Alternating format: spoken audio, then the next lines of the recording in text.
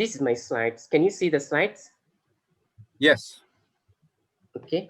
How many is that? You cannot be 29, or must be joking, man. No. Very fast, very quickly, I will go through one by one. Okay. I won't be taking that much long. Can you see the slides? I can see the slide now. Okay. But sometimes people are obliged to go one by one. Otherwise, you see it's not meaning. I will touch the important things. What is the Bahai? This is basically introduction of the Bahai faith. Thank you very much for organize this such a noble program. It's a really wonderful program by sharing every religion, pulling all the people, all the religious groups, and sharing every week. You staggered one by one to share their beliefs. Okay, and beside that, I must thank you given an opportunity to share what is about the Baha'i faith and the introduction, some introductions. Okay, so so the basic of the Baha'i faith is the Baha'i faith is a world religion. The purpose of the faith is to unite all the races and peoples of the world. And the Baha'i faith is an independent religion. And we have a founder, he is a Baha'u'llah, and we have a principle, we have beliefs, we have laws, and we have holy books. Okay? The other thing is the Baha'i believes the promised hour has come for peace and harmony to be established. That Baha'u'llah is the personage whose teachings will enable. Okay? And when you see the principles of the Baha'i faith were established by Baha'u'llah. Baha'u'llah means glory of God. Okay, he's the founder of the Baha'i faith. And the wonderful essence of Baha'u'llah's revelation is the oneness of mankind. And we have, he had summed up as 12 basic principles. And these are the basic principles of the Baha'i faith. There are 12 principles are there: the oneness of mankind, the universal peace upheld by world government, independent investigation of truth. Just now you spoke about the independent investigations. Every individual have given the rights to find out their own truth. Okay? And if I go through one by one, it will take longer hours, longer time. So I just, these are the highlights of the main principles.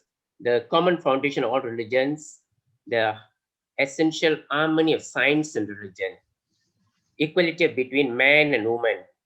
It's like a bird, have two wings. Elimination of prejudice of all kinds. Compulsory educations. Every human being in this world should be given a compulsory educations. Spiritual solutions to economic problems, and universal auxiliary language. This is apart from mother tongue, and also we must learn the universal language. And from the first principle, the Baha'i faith is the oneness of mankind. This is the quotations taken from one of the book from the Baha'u'llah's book. Foundation of teachings Baha'u'llah, the oneness of the world unity. And he addresses, "Ye are all leaves of one tree and the fruits of one branch." And in the Baha'i faith in Malaysia, we also have an administrative body, and we call it as the National Spiritual Assembly. It has been established in 1964. Okay? And every Baha'i is actively involved in the interfaith programs as well. Okay? And also project. We also very closely interlinked with the interfaith programs. And in Malaysia, every nook and corner, there are Baha'is lives there.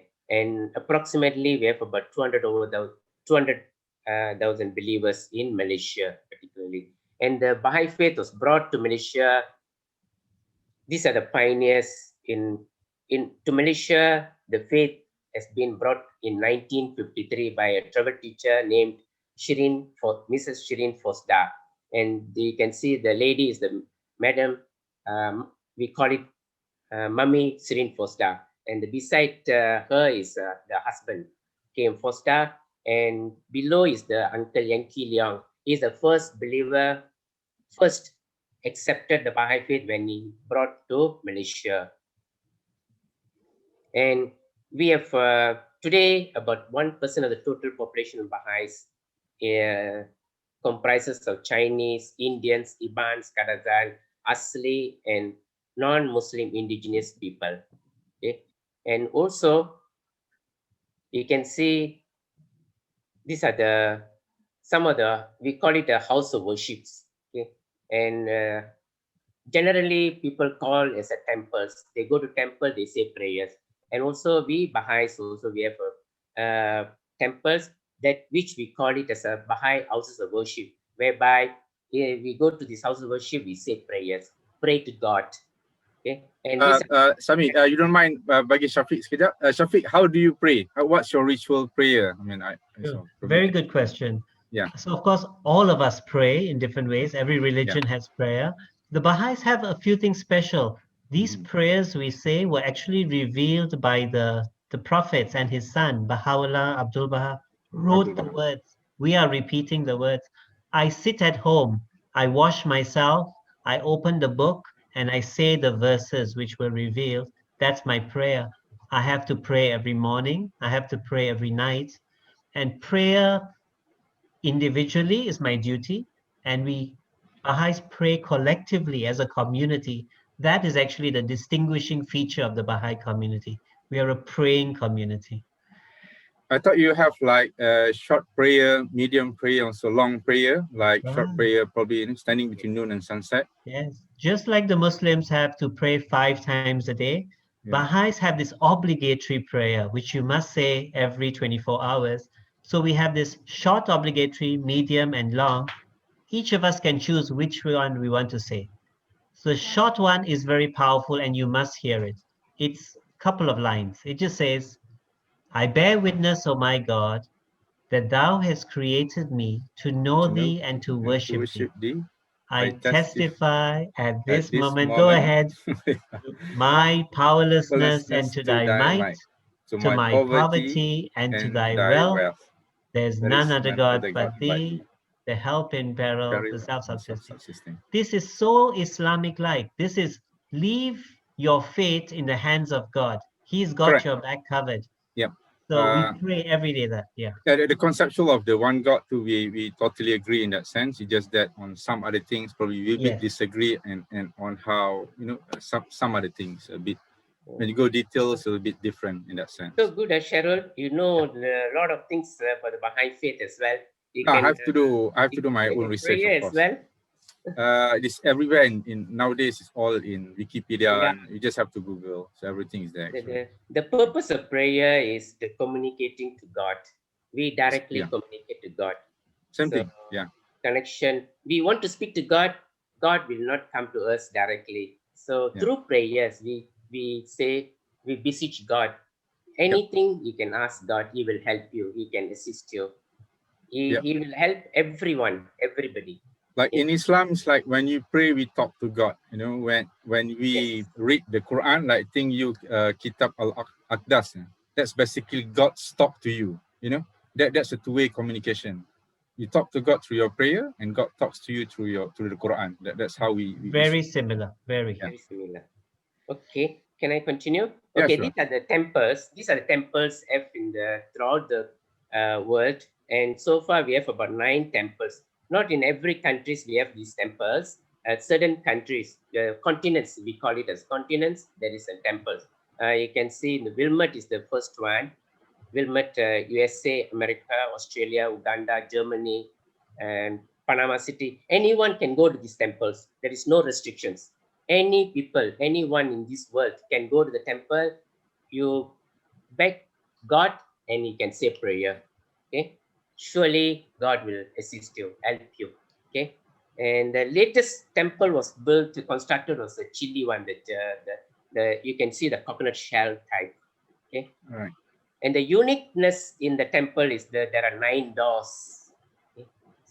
So I should not go very deep into it. That otherwise it will take longer times. Okay. Yeah. We can. Okay, sure. I think I'll try to limit to 10:30. Of course, we can talk. I don't mind talking for 3 or 4 hours, even until tomorrow morning. No, personally, I don't have a problem. It's just that when I think back, the guys, those who are watching, probably they cannot, because they cannot really participate live. They cannot talk. That's why I'll try to interject, and I'll try to, from time to time, I really expect them to ask questions, to interject. Okay. Otherwise, they'll feel that they left behind just three of us talking to each other, so they might, just go away. Sure. So I don't want to be in that sense. That's why I try to refrain from using slides, because you have that obligation. You're obliged to finish all the 29 slides. No. And it's really, even though it's very helpful, yeah, but it's, so we have to balance everyone, especially those watching. Okay. Understood. Yeah. These are some of the Baha'is around this country. Yeah. We have Baha'is throughout the world. Every nook and corner of the world, in the earth, we have people of Baha'is embraced. Okay. The most important, what we do for the community, I wish to share the important things. These are the activities which we are doing for our neighborhoods, our neighbors, our friends, our contacts, and our even these are the programs carrying out throughout the world, in fact. Okay. And what the Baha'is do, and we got 4 type of core activities. We call it core activities. One is the devotional gatherings, whereby we gather a small group of people, we say prayers. Then we study circles. Study circles, all the details are there.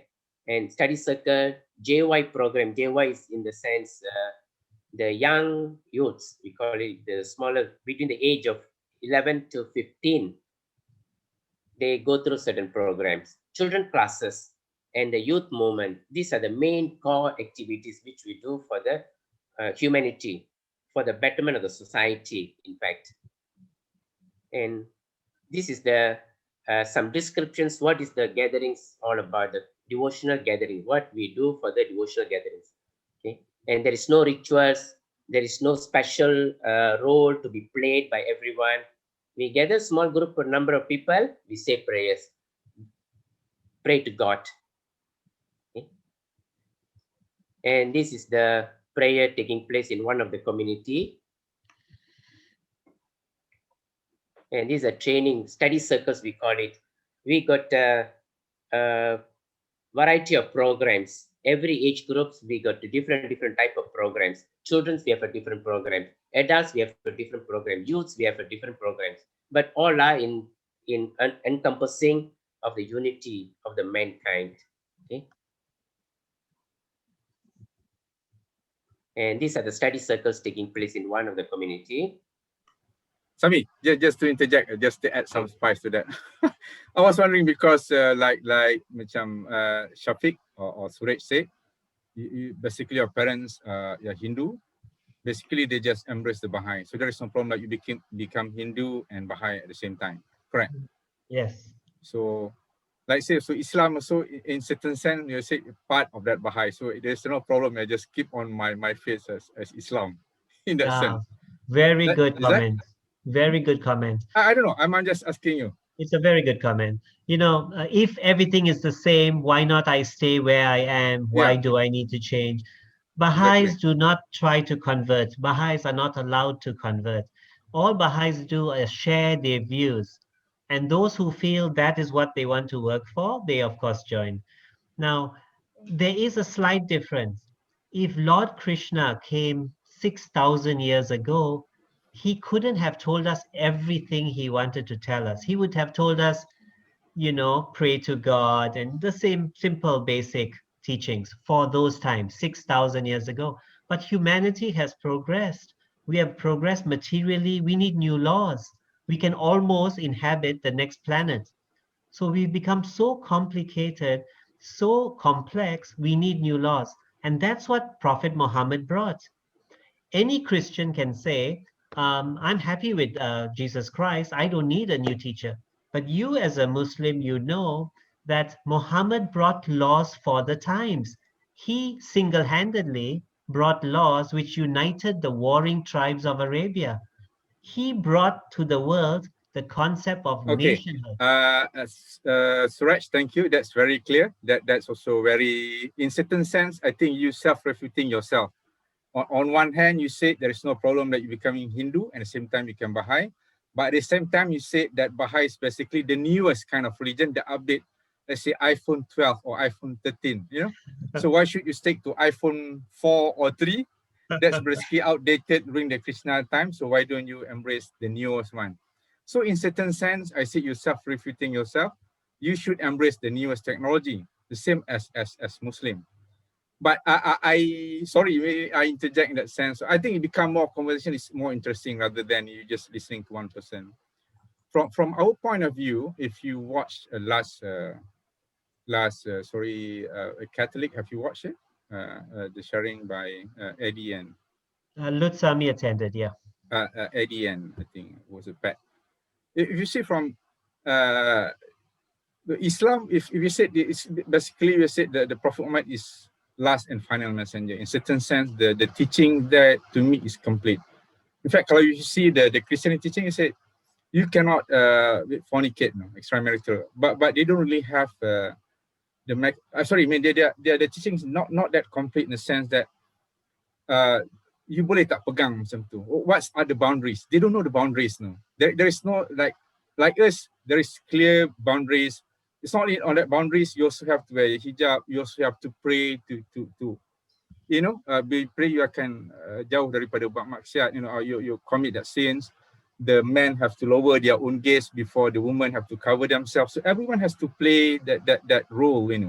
So to me, in certain sense, orang putih punya hadis dia kata, why should you fix it if everything is okay? I mean, it's complete in that sense. I tend to disagree. Unless you say that the Islam is not complete, there is still a room for improvement here and there. I'm more than happy to listen to that. Like I said, it's the unity of religion, unity of God, oneness of mankind. We all agree to that. Yeah. There is no problem. Yeah. Cheryl, you raise a very interesting comment, really. Yeah. I must clarify. The Baha'i belief is there is only one God, and he has 10 favored sons. And these sons, you know them.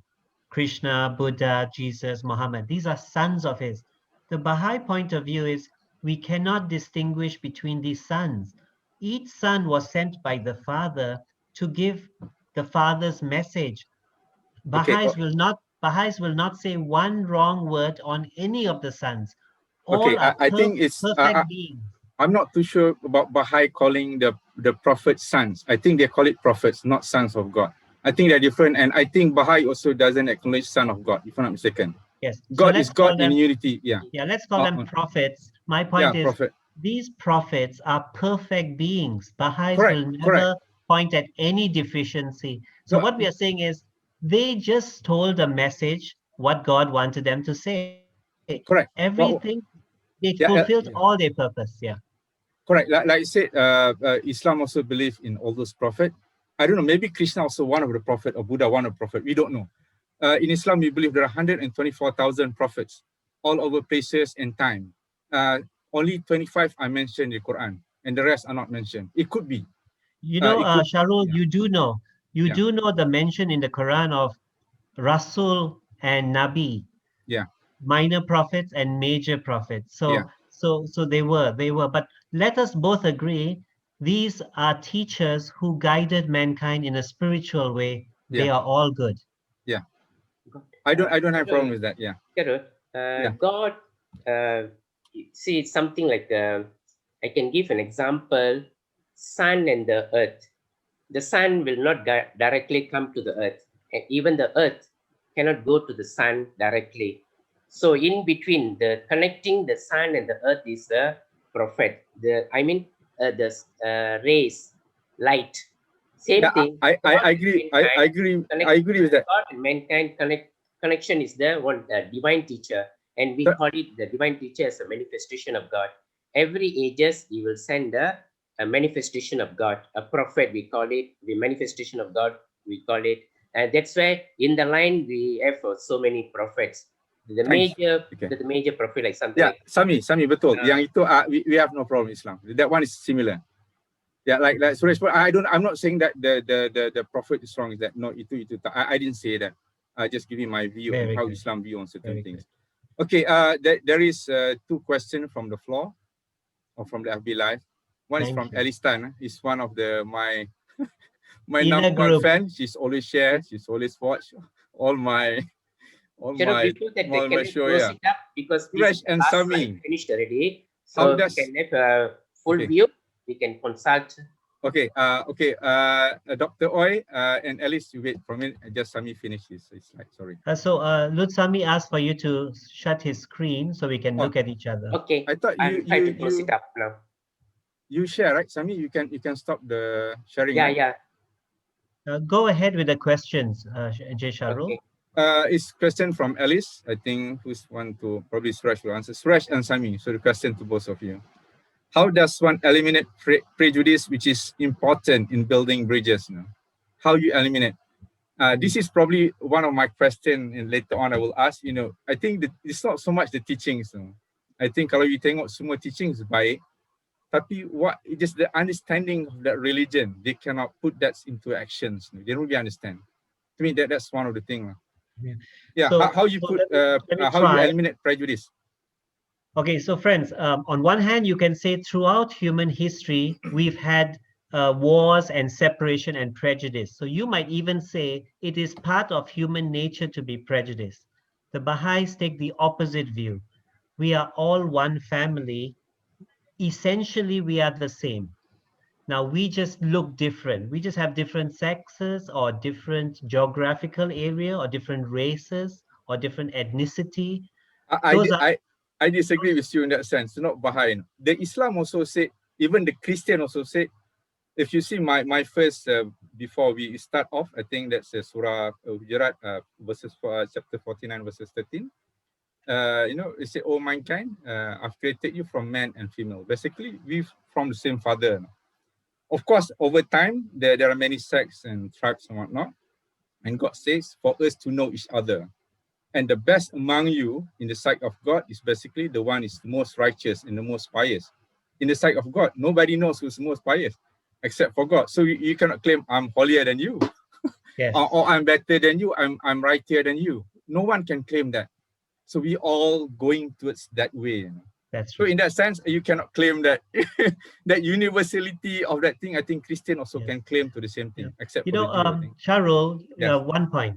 Years ago, we couldn't travel from New York to Malaysia to Japan. Today, we can. Years ago, you can think whatever you like about the people on the other side of the planet. Today, you know them. They are not strangers, they are friends. My point is, humanity is come to maturity. We should leave behind our childish notions. Childish notions could be we are better than Africans. We are more civilized than them. Those notions must let go. We must realize we are all children of the same family. And guess what? Today, the capacity of the average Malaysian, they can accept that all of us are children of God. So we see prejudice, we think the cause of prejudice is ignorance. And education can eliminate the ignorance. We will see each other as we truly are brothers. We are brothers. I totally agree with that. We are brothers, and of course, education is one of the key solution to the ignorance, and even my NGO, the tagline is unity through knowledge. It's one of the things. So even Islam, the first verse that's sent down by the God is basically Iqra. So you read. So basically, find knowledge. We don't have problem with that. Yeah, Sami, you want to say something? You see, today's time, everyone is talking about unity. Yeah. Not. It's a time. It's a appropriate. This is time appropriate, which unity is most important. The love and unity must be created among the mankind. Okay, through the love and unity, we can unite the entire world and unite the entire mankind without any prejudice. See, we must educate the children, especially it must start from the children itself. Okay, education, proper education should be given to the children. To the children. Spiritual, there are two types of educations. One is a spiritual, the other one is a material. Both must go hand in hand. Then there will be prosperous. Okay, there will be thought of the love and unity among themselves, and slowly it will be built up. All right, thank you. Thank you, Sami. We agree with that. I think Suresh answer is the same. Basically, education is either spiritual or material. That's another thing. I just want to correct you, Sami. The education is not from the children; it's from ourselves. We have Yeah. to be the good role model. Only then the kids don't they just see how we act. Every Cannot be individual, teaching something every good if individual. you're doing the opposite, no. So Sure. that's basically very simple. I think it applies to everything. Everyone can agree to that. Quite universal. I just want to answer Dr. Oi Hinbang is watching. Brother Shafiq, how does Bahai reconcile with Buddhism that has no creator or God? I mean, Bahai also embrace Buddhism. You know, you embrace Buddhism, but Buddhism doesn't acknowledge God in that sense. Over to you. Yes, very good question, Nui. Thank you. It's a difficult question because I haven't read the holy book of the Buddhists. All I can say is even if the Lord Buddha did not mention God or Lord, he would have mentioned a force. And that force is what I'm referring to. That creative force that created creation, that made every creature, that is that eternal force. But you want to call him Allah, you want to call him God, Lord, up to you. That's quite okay.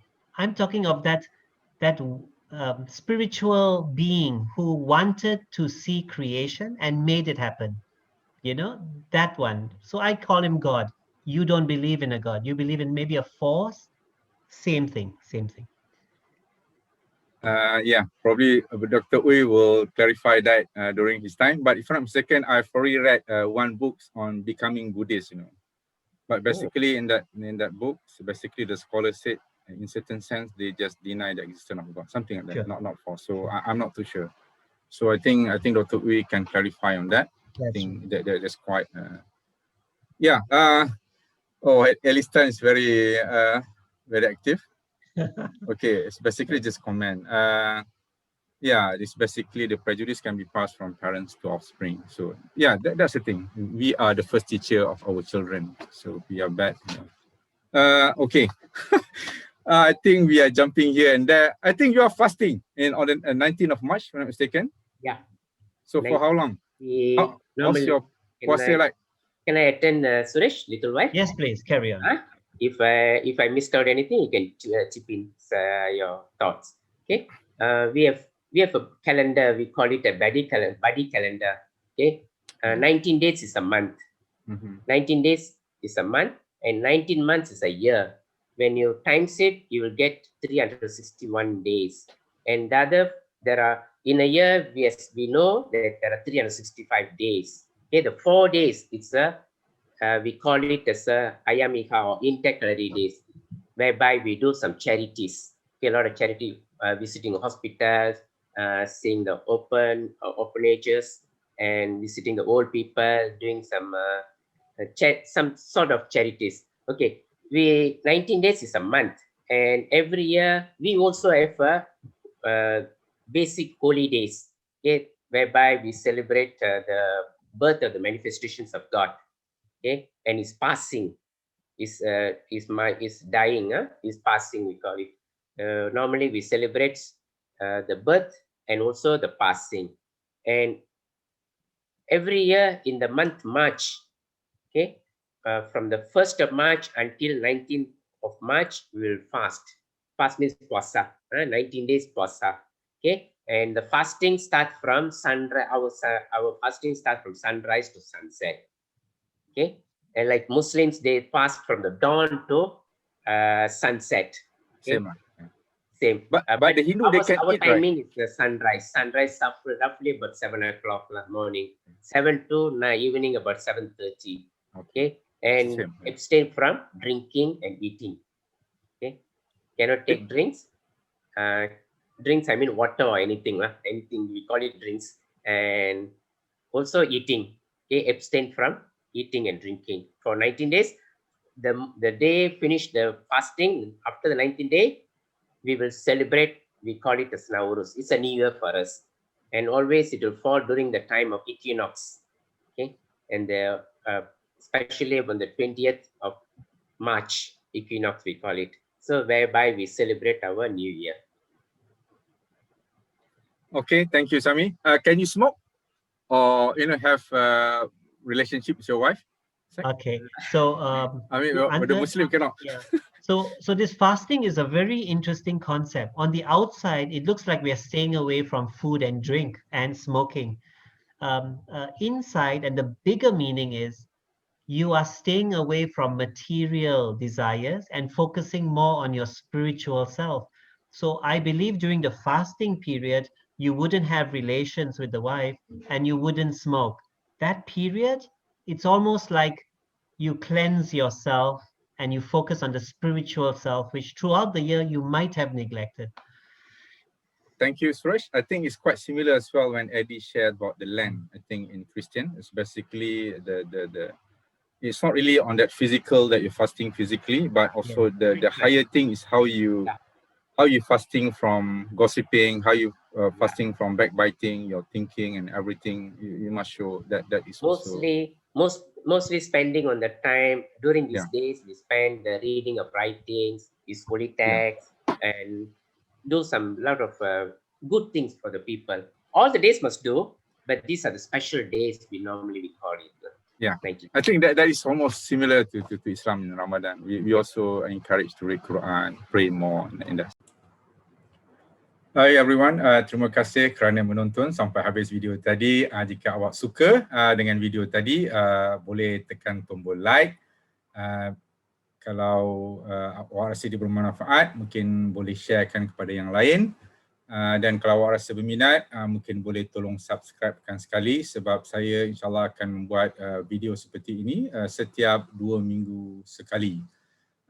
Saya ada di BOONTALKSHOW di FB, YouTube dan juga Instagram. Cuma Instagram ni kurang sikit. Tapi kalau tuan-tuan ataupun puan tak suka, boleh tekan tombol dislike. Dan kalau boleh nyatakan juga kenapa tak suka, mungkin dekat situ saya boleh ikut. Kalau yang suka tadi pun boleh nyatakan apa yang bagus dan saya akan cuba kekalkan atau tingkatkan lagi.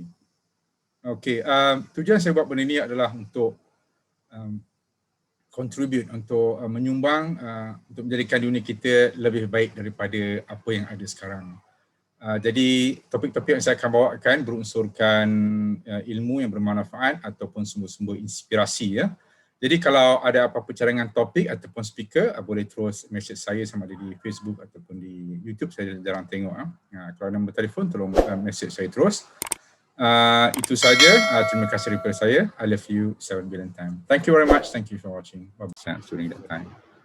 Okay, thank you very much.